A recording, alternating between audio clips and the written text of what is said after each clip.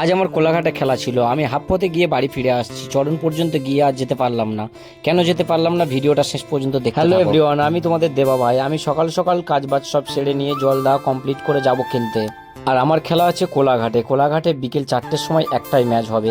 এদিকে আমি তাড়াহুড়ো করছি, তত আরো দেরি হচ্ছে, কারণ কাস্টমারের বাড়ি মেন রোড থেকে অনেকটা দূরে। এমন রাস্তা যেখানে আমার গাড়িও ঢুকবে না, তাই গাড়িটা কত দূরে দাঁড় করানো দেখো। আমি কাঁধে করে এই বাড়িয়ে জল নিয়ে যাচ্ছি। যদিও বা কাস্টমারটা সত্যি খুব ভালো, এতটা পথ আমি কাঁধে করে বয়ে নিয়ে যাই বলে টাকাটা একটু বেশি দেয়। তাড়াতাড়ি জল দেওয়া কমপ্লিট করে বাড়ি এসে দেখি দীপিকা আলু ভাতে ভাত আর মাছ ভেজে রেখেছে। এটা খেয়ে তারপর আমি বেরোবো।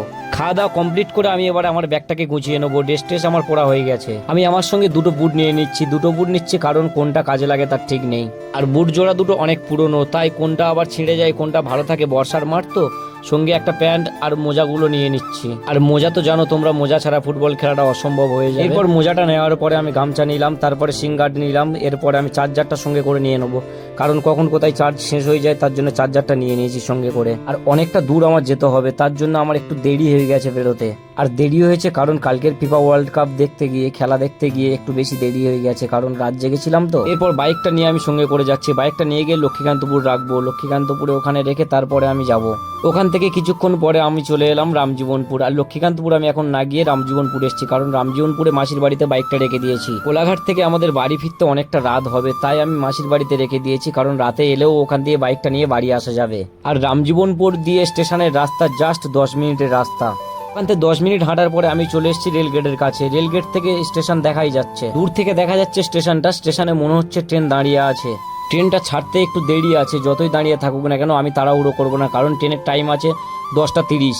বাইক নিয়ে এসেছি তো, তাই আমি একটু তাড়াতাড়ি চলে এসেছি। ট্রেনটা ছাড়তে এখনো 30 মিনিট অপেক্ষা করতে হবে, তাই তাড়াহুড়ো না করে আমি আস্তে আস্তে আগিয়ে যাচ্ছি টিকিট কাউন্টারের দিকে। টিকিট তো কাটতেই হবে, নাহলে টিটি ধরলে ফাইন আছে। এদিকে টিকিট কাউন্টারে এসে দেখি খুব একটা ভিড় নেই। 4টে কাউন্টার, বাইরে 2টো কাউন্টার আর ভেতরে 2টো কাউন্টার। বাইরের কাউন্টার থেকে আমি একটা টিকিট কাটলাম লক্ষ্মীকান্তপুর টু কোলাঘাট। এখান থেকে আমি যাব শিয়ালদায়। শিয়ালদায় নেমে শিয়ালদা থেকে বাস ধরে হাওড়া, হাওড়া থেকে তারপর যাব কোলাঘাট। যেহেতু আমাকে শিয়ালদায় নেমে হাওড়ায় যেতে হবে, তাই আমি সামনের বগির দিকে যাব, পেছনের দিকে থাকবো না। তাই হাঁটতে হাঁটতে আমি এখন সামনের বগির দিকে যাচ্ছি। যেতে যেতে মাঝপথে চোখে পড়লো লস্যি দোকান, তাই এক গ্লাস লস্যি নিয়ে আমি সাঁটিয়ে দিচ্ছি। লস্যিটা সাঁটিয়ে দিয়ে আমি ট্রেনের মধ্যে বসলাম। আর কিছুক্ষণ পরে ট্রেনটা ছেড়ে দিল স্টেশন থেকে। লক্ষ্মীকান্তপুর স্টেশন থেকে গাড়িটা ছাড়ার কিছুক্ষণ পরে গিয়ে দাঁড়ালো চরণে।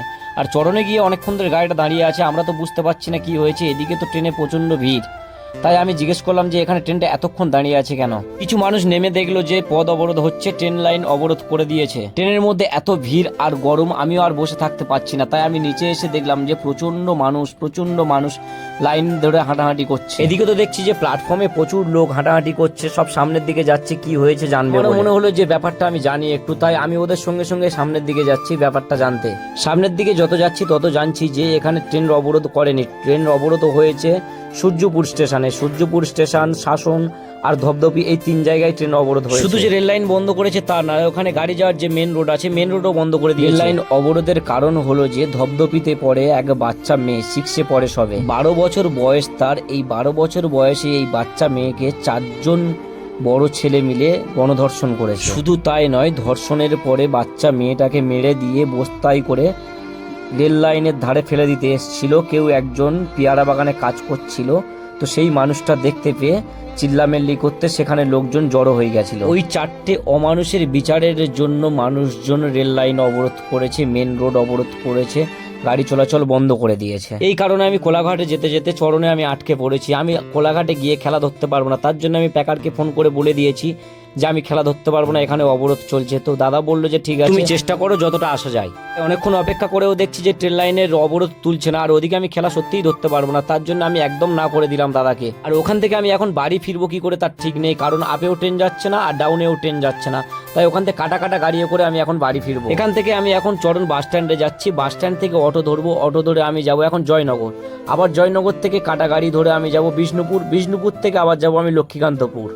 তারপরে লক্ষ্মীকান্তপুরে আমার বাইক রাখা আছে। লক্ষ্মীকান্তপুর থেকে বাইক নিয়ে আমি যাব মিলনমোড়।